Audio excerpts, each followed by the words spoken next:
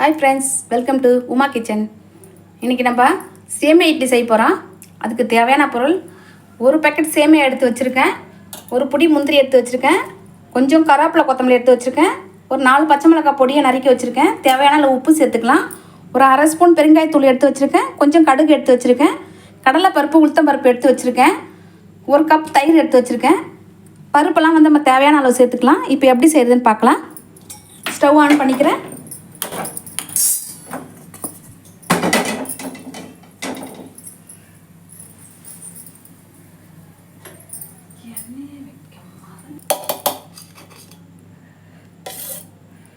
நான் ஒரு அரை ஸ்பூன் நெய் சேர்த்துக்கிறேன். நெய் சூடாயிடுச்சு. இப்போ முந்திரி சேர்த்துக்கலாம்.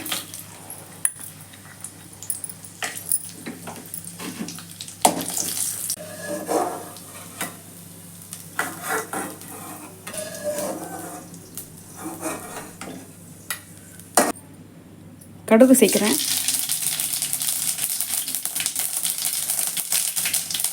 ஒரு டீஸ்பூன் கடலைப்பருப்பு, ஒரு டீஸ்பூன் உளுத்தம்பருப்பு சேர்க்குறேன்.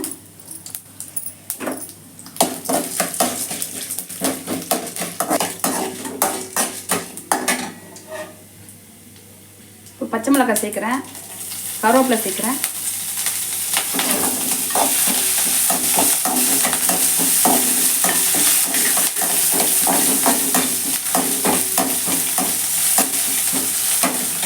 பெருங்காயத்தூள் சேர்த்துக்கிறேன்.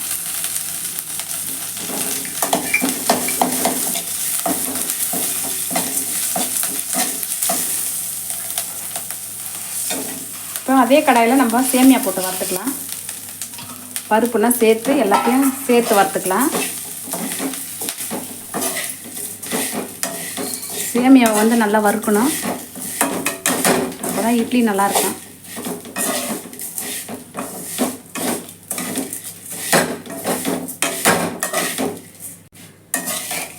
சேமியா நல்லா வறுத்தாச்சு. இப்போ ஸ்டவ் ஆஃப் பண்ணிக்கிறேன்.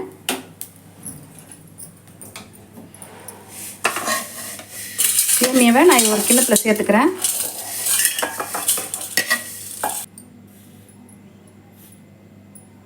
ஒரு அரை ஸ்பூன் நான் உப்பு சேர்த்துக்கிறேன்.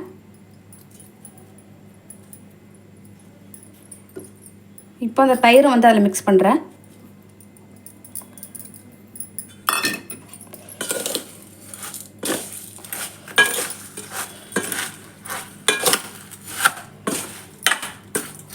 இப்போ அதில் ஒரு அரை கப்பு தண்ணி சேர்த்துக்கலாம்.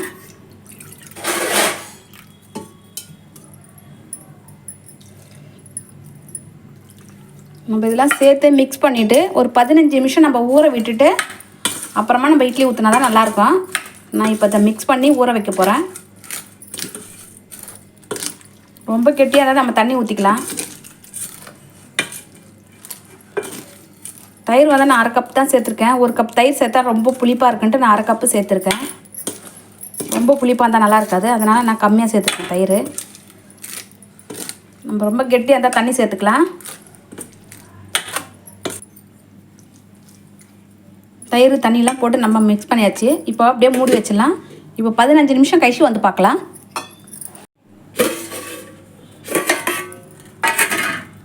சேமியா 15 நிமிஷமாக நல்லா ஊறுது. ரொம்ப கெட்டியாகிடுச்சு பாருங்கள். தண்ணி ஊற்றிட்டு நம்ம லைட்டாக இப்போ அதில் எண்ணெய் தடவிட்டு இட்லி கொத்தில் ஊற்றலாம்.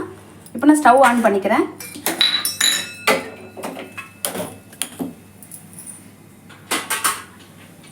இட்லி பாத்திரத்தில் கொஞ்சம் தண்ணி சேர்த்து அடுப்பில் வச்சுறேன். இப்போ இட்லி கொத்தில் நம்ம எண்ணெய் தடவிக்கலாம்.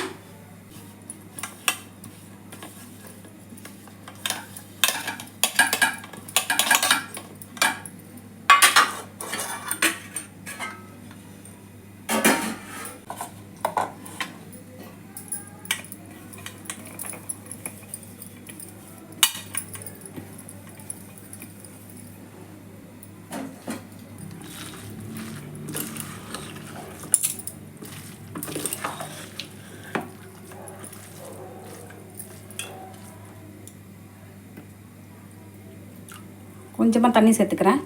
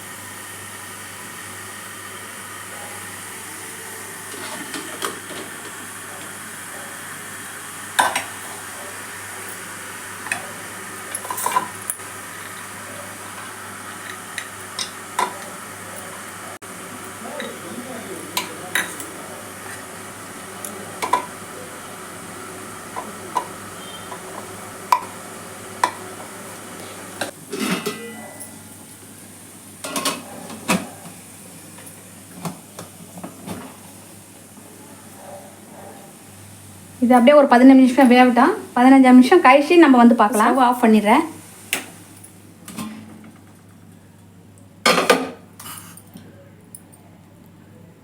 நல்லா வெந்துடுச்சு. இப்போ எடுத்து வச்சுக்கலாம்.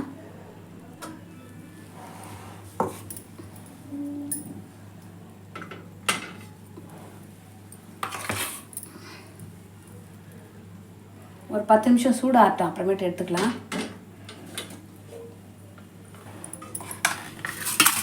இப்போ சூடு ஆறிடுச்சு. இப்போ எடுத்து வச்சுக்கலாம்.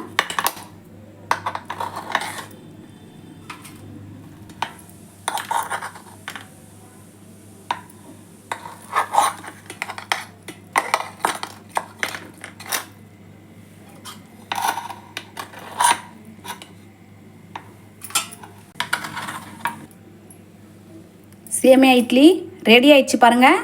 சூப்பராக இருக்கும். கண்டிப்பாக ட்ரை பண்ணுங்கள்.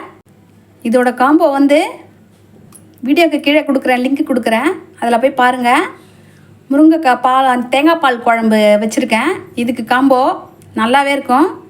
கண்டிப்பாக போய் ட்ரை பண்ணுங்கள். மறக்காமல் சப்ஸ்கிரைப் பண்ணுங்கள், லைக் போடுங்க, ஷேர் பண்ணுங்கள்.